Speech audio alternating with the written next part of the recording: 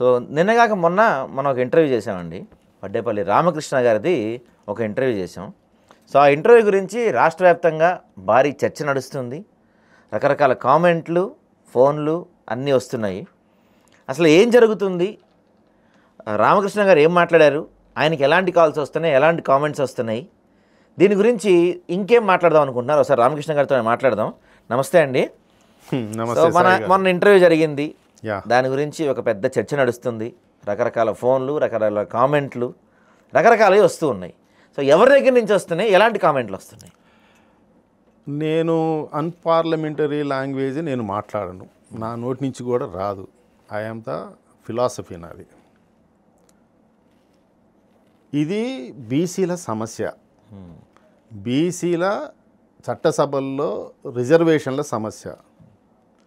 మా ఇంట్లో పెళ్ళి, మిమ్మల్ని అతిథులుగా ఆహ్వానించాం, రండి భోజనం చేయండి, ప్రశాంతంగా ఉండండి, వెళ్ళిపోండి. ఏదన్నా గిఫ్ట్, రిటర్న్ గిఫ్ట్ కానీ ఏదన్నా ఇస్తే తీసుకొని వెళ్ళండి, నమస్కారం పెడుతున్నాం. కానీ మీ పెత్తనం ఏంటి మా ఇంట్లో పెళ్ళిలో? ఇది బీసీ ఇంట్లో పెళ్ళి, బీసీలకి సంబంధించినటువంటి వ్యవహారం. మద్దతు ఇవ్వండి కానీ పెత్తనం చేయకాకండి. ఇది స్పష్టంగా రాష్ట్ర ప్రజలందరికీ కూడా, రాష్ట్రంలో ఉన్న బీసీ సంఘాలకి జిల్లాల్లో ఉండనియండి, మండలాల్లో ఉండనియండి, డివిజన్లో ఉండనియండి, గ్రామాల్లో ఉండనియండి, ఇవాళ బీసీ నాయకులందరూ కూడా ఒక ఎంతో శ్రమ కోర్చి ఈ రూపం దాకా తీసుకొని వచ్చాం మనం. ఇవాళ ఈ పగ్గాల్ని ఎవరికి ఇస్తున్నారు? పెద్దలు విజ్ఞతతోటి ఆలోచించాలని అంటున్నా నేను. మా గుండెలకి చాలా గాయాలున్నాయి బీసీలకి. ఒకటి, ఇండస్ట్రియలైజేషన్ ద్వారా మా వృత్తులు పోగొట్టి ఉన్నాం. మాకు చట్టసభల్లో రిజర్వేషన్ లేదు.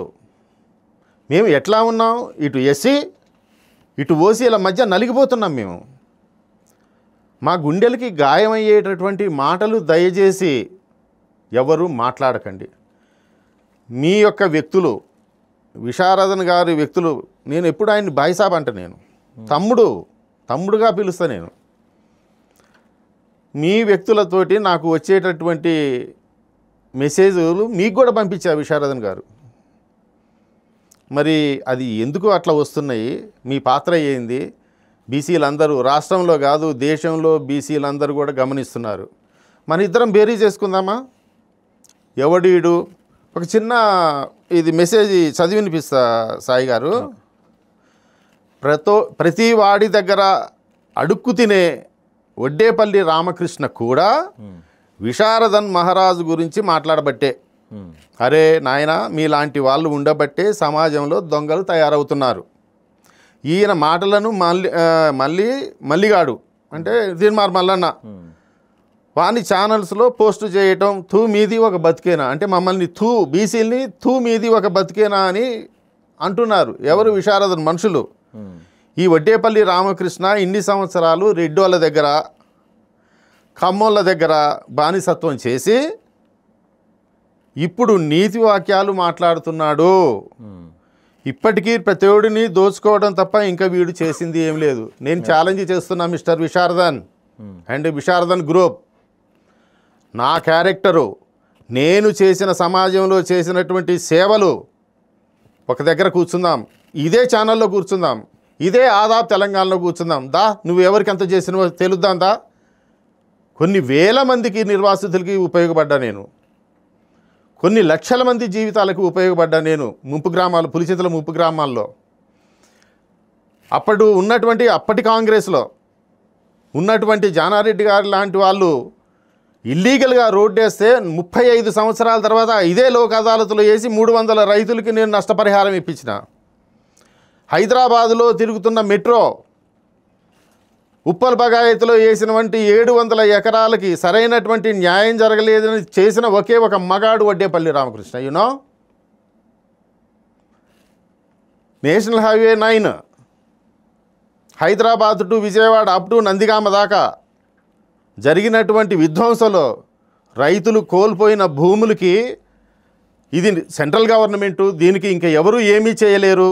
అని అంటే 3000 కేసులు, 7 మంది స్టాండింగ్ కౌన్సిల్, నేను అడ్వకేట్ కాకపోయినా 7 మంది స్టాండింగ్ కౌన్సిల్స్ని పెట్టి నేను ఉద్యమం నడిపిన. లిటరల్గా 53 గ్రామాలలో 3000 కేసులు ఫైల్ చేయించి ఆర్బిట్రేషన్ స్టేజ్కి వచ్చింది. ఇండియాలోనే I am the first person who motivated the victims, those who lost their valuable lands and houses and commercial complexes.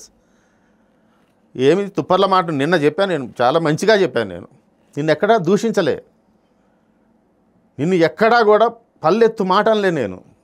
ఎందుకంటే నేను నా తమ్ముడు అనుకున్నా, నేను మారుతావని అనుకున్నా.